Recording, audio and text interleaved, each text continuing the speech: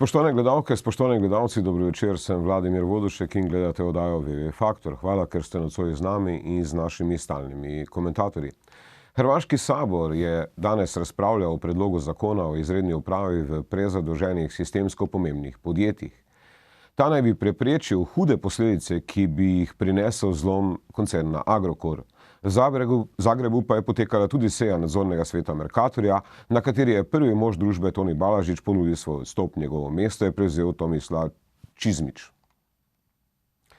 Ali sem župan najlepšega mesta na svetu, tle ni dvoma, ali pa sem predsednik vlade, ljubljanski župan Zoran Janković je v intervjuju za prekmursko televizijo Idea, ki ga je vodil legendarni Marjan Dura, suvereno nastopil kot kandidat za bodočega predsednika vlade. Če se bo seveda tako odločil, je povedal, ali bo ostal župan ali bo prevzel izvršilno oblast. Milan Mandarić se je le dan po porazu Olimpije v Kidričevem odločil za novo trenersko rošado na klopi aktualnih prvakov.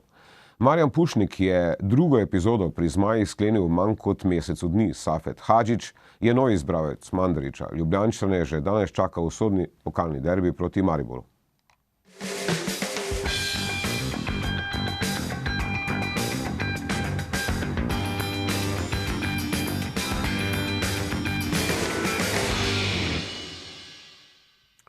Novi prvi mož Agrokorja, Antonio Alvarez, tretji z umetniškim imenom A3, je v današnji izjavi medijem poudaril, da je situacija v podjetju zahtevna in da ni zagotovila, da jo bo njegova ekipa uspela rešiti.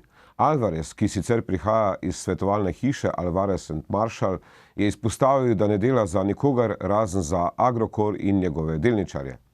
Antonio Alvarez, tretji, se je na britanske glasbene lestvice uvrstil s 5 uspešnicami. Poglejmo eno od njih.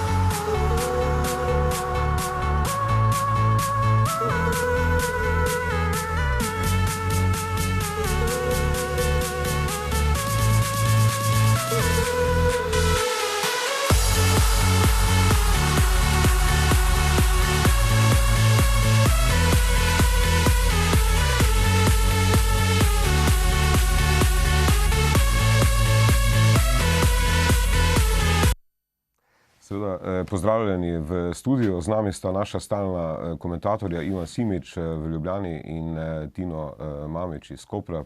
Upam, da ste si v bistvu na tem prvem videu spočila oči. Antonio Alvarez očitno ima več talentov, ne samo, da je sanator velikih koncernov, ampak tudi dober pevec. Danes je prevzel v imenu in prevzel novo upravo Agrokorja. Mogoče, Ivan, bi vendarle tebe vprašal na začetku. Zdaj, kako ocenjuješ to, da Hrvaški sabor istočasno sprejema ta Lex Todorić, kot ga imenujejo, po drugi strani pa seveda ta nova sanacijska ekipa, ki je v dogovoru med bankami, upniki in pa seveda med dobavitelji prevzela Agrokor danes? Ne vem, te dve zadevi sta mogoče v rakem nasprotju. Prav gotovo vlada želi zaščititi ali zaposlene ali pa da bi imela zakon pripravljen, če bi bilo treba vskočiti v primeru, da ne bi bilo kakšnega drugega prevzemnika, bom rekel, celotnega sistema. Kakor pa vidimo, tudi banke so se organizirale, jaz ocenjujem, da bodo banke predvsem reševali svoj denar, da bodo postavile svojo ekipo in da bodo potem tudi one na koncu prevzele. Verjetno bo pa tudi bankam prišla prav kakršnakoli finančna pomoč Republike Hrvaške, če se bodo za to odločili. Tako da jaz to ne gledam tako tragično, pač te spremembe lastništva se dogajajo. Tudi tisti, ki so posojali denar nekomu za tako velik nakup in niso vzeli ustreznih garancij, to je njihov problem. Tako kot sem takrat trdil, da tudi tisti, ki v Sloveniji prodajajo delnice, če jih že ne morejo držati, naj jih prodajo čim boljše. In popolnoma nepomembno, kje bo nekdo dobil denar, da bo te delnice kupil, kajti če ne bo zdržal, bodo banke prevzele delnice ali pa ga bodo pač poslale njega v stečaj in one začele upravljati. Pomeni, denar se v svetu vrti, spremembe lastništva se dogajajo in to ni nič nenavadnega. Samo zdaj se jaz bojim, da se bo spet začela neka borba v Sloveniji, da Mercator mora biti slovenski. No, to sem te hotel vprašati. V bistvu danes smo že videli zapise v medijih, da odkupimo Mercator nazaj, ne? Naj bi ga kupili v bistvu ali naši pokojninski skladi oziroma ali pa tuji finančni skladi. Govorilo se o Mid Europa Partners, ki je že bil na tem prostoru, ko je pač bil lastnik Telemacha. Ne? Torej, kot vsi vemo, spomnim se samo Elana. Elan mora biti naš, Elan mora biti slovenski. Ne vem, koliko ga je Slovenija odkupovala, pa Hrvaška in tako naprej. Na koncu je zdaj Elan ameriški, zadeva poteka normalno naprej in enostavno se moramo navaditi. Normalno smučarske, torej smučke za skoke so šle pa Cvatnarju, ampak to se v svetu dogaja, na to se moramo navaditi in če v Sloveniji nimamo nikogar, ki bi to kupil, potem ne ustrajamo na temu, da se kupi, kajti vlada sigurno nima tega denarja, podjetnika nobenega takega nimamo in tudi če bi imeli koga s takim denarjem, pa možnost, da bi se zafinanciral, nihče od Slovencev ne bo nastopil javno, da je on za tem stoji, kajti potem ga bodo mediji raztrgali njega in njegovo družino in vse njegove sorodnike in njegove svetovalce levo in desno in zaradi tega se lahko skrijejo za kakšnimi tujimi podjetji. Po drugi strani pa, da bi to kupovala, kot sem danes bral, Modra zavarovalnica, je pa za mene absurd, kajti tam se zbira denar za pokojnine, tisti, ki denar vplačujejo tam in mislim, da to ne more biti namen, kajti v končni fazi jaz odštejem nakup delnic Mercatorja v tem trenutku riskanten nakup in tisti, ki se bo odločil, da kupi, dokler se ne bo videl, kaj se bo zgodilo, vprašanje, kaj bo in da bo šla zdaj, bom rekel, Modra zavarovalnica kupovati delnice in da slučajno cena delnice še pade, kdo bo pol pokril tisti denar. In tisto, kar mene najbolj moti, ko se zgodi nesreča, ko denar izgine ali pa ko ga ni več, takrat nihče ne odgovarja. In tisto, kar sem že neštetokrat povedal, sploh se ne ukvarjamo s tem, kako se denar pa uporablja na izhodu, mi lovimo tiste, ki ne izdajo računčke na vhodu. Torej, razprodaja je beseda, ki so jo politični levičarji začeli lansirati že pred leti in novinari so to pograbili. Gre za prodajo, ne? Za prodajo premoženja oziroma za to, da pridejo bolj pametni lastniki, ker država ni dober lastnik, to vedo vsi poslovneži po vsem svetu in vse države to delajo, ne vem, zakaj bi mi morali odkrivati toplo vodo. Problem pa je ravno v tem, da je pri nas preveč premoženja državnega, da je preveč političnih nastavljencev na direktorskih funkcijah in zato smo tam, kjer smo, tudi pri Mercatorju. Dobro. Ivan, mislim, kaj se tebi zdi najboljši scenarij? Zdaj, v bistvu, ne, Mercator je imel nek potencial, v bistvu bil je prisoten na Hrvaškem, bil je prisoten v Bosni, v Srbiji, je imel, ti dobro poznaš situacijo, v bistvu pomemben delež, ne. V bistvu bi moral Mercator integrirati ta trg, danes pa v bistvu vemo, kje smo, v bistvu skupaj z Agrokorjem. Mislim, pred leti smo vsi pričakovali, da bo Mercator kupoval, na koncu je bil Mercator kupljen. Ta situacija je zdaj takšna, kot je in jaz pričakujem, da kdorkoli bo prišel kot lastnik, njegov interes bo, da povrne svoj denar, pomeni, da njegov interes bo, da Mercator dela čim boljše, da ustvarja čim večji dobiček, da so zaposleni zadovoljni, da kupci prihajajo v Mercator in tako naprej. Tako da jaz tukaj nimam takega strahu, samo normalno mora priti neki normalen kupec, ki bo imel tudi dovolj denarja, da bo ga mogoče investiral dodatno.